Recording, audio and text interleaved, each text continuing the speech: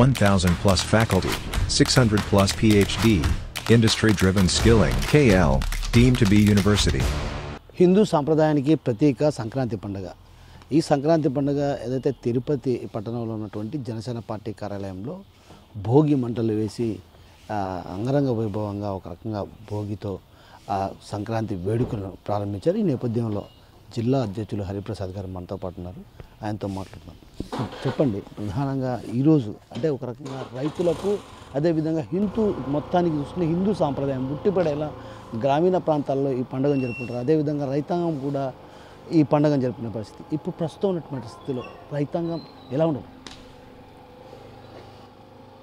సంక్రాంతి పండుగ అనే పండుగ మకర సంక్రాంతి అని, సంక్రాంతి అని, పొంగల్ అని భారతదేశ వ్యాప్తంగా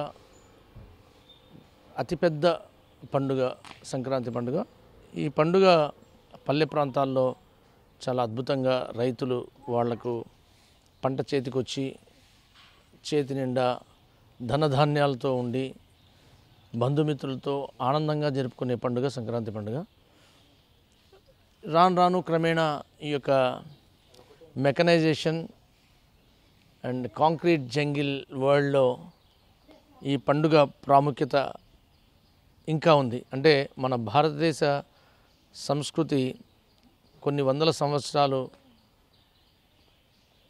వేరే వాళ్ళ పరిపాలనలో ఉన్నా కూడా ఈ భారతీయ సంస్కృతి అనేది మనము కన్యాకుమారి నుంచి కాశ్మీర్ వరకు ప్రతి ఒక్క హిందువుకి ఈ సంస్కృతి ఉందంటే ఇప్పటికి కూడా చెక్కు చెదరకుండా ఉందంటే అతి గొప్ప ప్రాచీన సంస్కృతి మన భారతదేశ సంస్కృతి. అటువంటి సంస్కృతి ఈరోజు భారతదేశంలోనే కాదు, మనం గమనించాల్సింది భారతీయులు ప్రపంచవ్యాప్తంగా ఈరోజు అన్ని కంట్రీస్లో ఉన్నారు.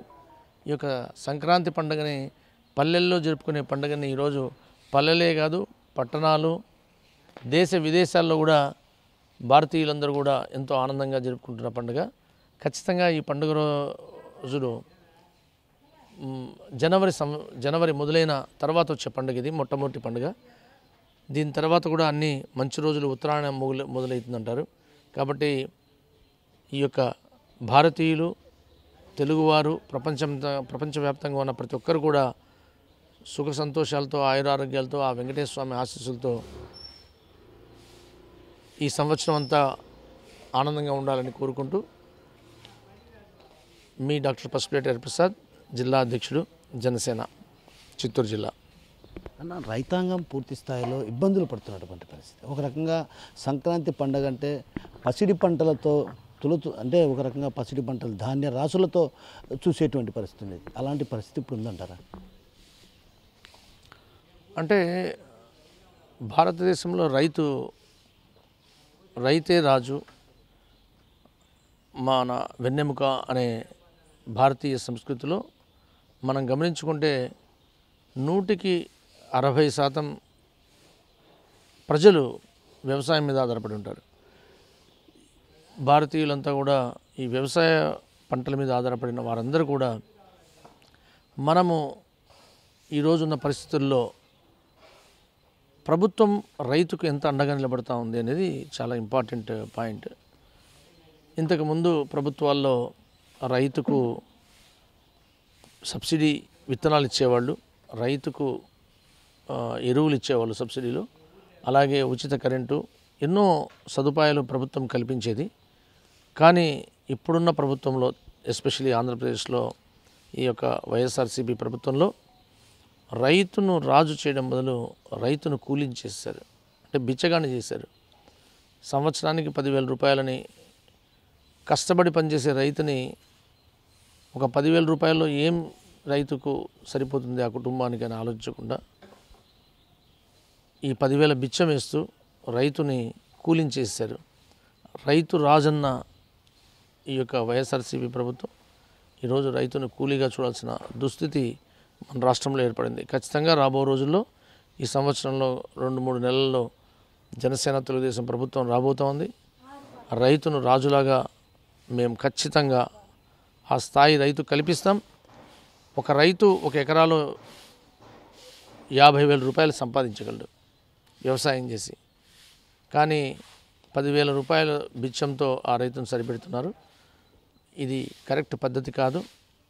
ఖచ్చితంగా మా ప్రభుత్వం రైతుకు ఏమేమి సదుపాయాలు కావాలనో అవన్నీ ఇచ్చి మంచి పంట బయటకు వచ్చేలా చేసి, ఒకవేళ విపరీత పరిస్థితుల వల్ల, తుఫాను వల్ల, లేకపోతే గాలి వీదురుగాళ్ళ వల్ల పంట నష్టపోయినా కూడా నష్ట బీమా రైతులకు చేసే విధంగా మేము ముందుకెళ్తాం.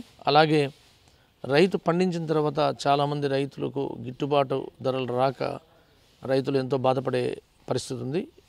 ముఖ్యంగా గిట్టుబాటు ధరను కూడా కల్పించే విధంగా జనసేన తెలుగుదేశం ముందుకు నడుస్తాయని, ముఖ్యంగా రైతు గురించి మా ఆలోచన ఒకటి, రైతు 1 ఎకరాలో ఎంత పంట తీయగలనే దానికి కావలసిన ప్రతి ఒక్కటి విత్తనాలు, ఎరువులు, ఉచిత కరెంటు ఇవన్నీ ఇచ్చి పంట అధిక దిగుబడి వచ్చేలాగా, సాంకేతిక పద్ధతుల్లో అధిక దిగుబడి వచ్చేలాగా చూస్తూ, రెండవది ఒకవేళ పంట నష్టం జరిగితే దానికి బీమా కల్పించే విధంగా ఆలోచిస్తూ, మూడవది పంట పండిన తర్వాత దానికి గిట్టుబాటు ధర కల్పించే విధంగా ప్రయత్నం చేస్తూ, నాలుగవది ఒక్కొక్కసారి ఆ యొక్క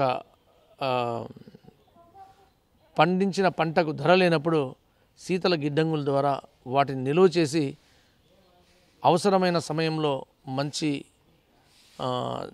దిగుబడికి మంచి ధర వచ్చేలాగా జనసేన తెలుగుదేశం ప్రభుత్వం రైతు మీద ఇంత ఆలోచన పెట్టుకొని ఉంది. ఖచ్చితంగా రైతుకు అన్ని విధాలుగా సహకరించి రైతును రాజు చేయాలన్న ఆలోచనే జనసేన తెలుగుదేశం యొక్క పార్టీ యొక్క ముఖ్య లక్షణం, ముఖ్య ఉద్దేశం. ఖచ్చితంగా ఈ సంవత్సరం అధికారంలోకి రాబోతున్నాం, రైతును రాజు చేసి తీరుతాం. ప్రధానంగా పొత్తులో భాగంగా తిరుపతి జనసేన పార్టీకి ఇస్తే ఎలా ఉండబోతుంది? అదేవిధంగా తిరుపతి నుంచి పవన్ కళ్యాణ్ గారు పోటీ చేయాలన్నటువంటి డిమాండ్ కూడా ఉన్నటువంటి పరిస్థితి ఎలా చూడవచ్చు? తిరుపతి నగరంలో మనం తీసుకుంటే, తిరుపతిలో చిరంజీవి గారు 2009లో గెలిచారు. ఆ తర్వాత 2019లో కూడా పవన్ కళ్యాణ్ గారు నిలబడి ఉంటే మేము తిరుపతిలో ఖచ్చితంగా గెలిపించుకొని తీరుంటాం. ఖచ్చితంగా ఆ రోజు ఆయన పాలకుల్లో ఓడిపోయినా తిరుపతిలో గెలిపించాం. మొన్న 2019లో ఒకవేళ భీమవరం, గాజువాకలో ఓడిపోయిన తిరుపతిలో పవన్ కళ్యాణ్ గారిని గెలిపించుకొని ఉంటాం. ఈరోజు కూడా తిరుపతి జనసేన పార్టీకి పొత్తులో ఒక బలమైన సీటు. ఖచ్చితంగా పవన్ కళ్యాణ్ గారిని ఇక్కడ పోటీ చేయమని అడిగాము మొన్న వెళ్ళినప్పుడు కూడా. ఆయన పోటీ చేస్తే 100% ఆయన్ను అత్యధిక మెజారిటీతో గెలిపించుకొని తీరుతాం.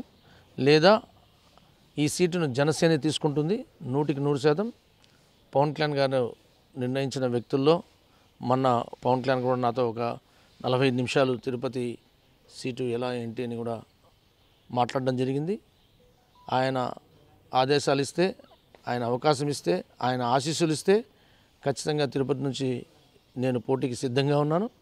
100% ఆ వెంకటేశ్వర స్వామి ఆశీస్సులతో, మా నాయకుడి సహాయ సహకారాలతో తిరుపతిని గెలిచి ఆయనకు కానుకగా ఇస్తాం.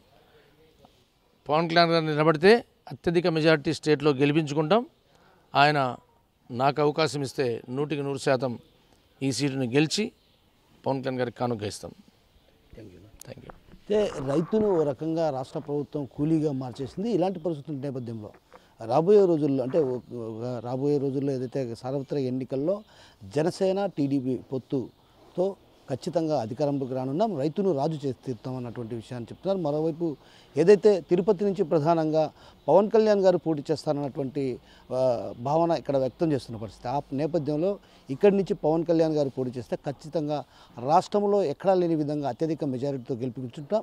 అదేవిధంగా ఒకవేళ పవన్ కళ్యాణ్ ఇక్కడి నుంచి పోటీ చేయకపోతే మాత్రం తనకు టికెట్ ఇస్తే ఖచ్చితంగా ఆయనకు ఈ సీటును ఎమ్మెల్యేగా గెలిచి ఈ సీటును కానుకగా ఇవ్వబోతున్నాం అన్నటువంటి విషయాన్ని మనతో పాటున్నటువంటి పసుపులేటి హరిప్రసాద్ గారు చెప్తున్నారు. కెమెరా పర్సన్ మనీతో కిషోర్, RTV జనసేన పార్టీ కార్యాలయం నుంచి. మరిన్ని వీడియోస్ కోసం ఛానల్ ని సబ్స్క్రైబ్ చేయండి, లేటెస్ట్ అప్డేట్స్ కోసం వాట్సాప్ ఛానల్ ని ఫాలో చేయండి అండ్ లింక్ డిస్క్రిప్షన్ లో ఉంది.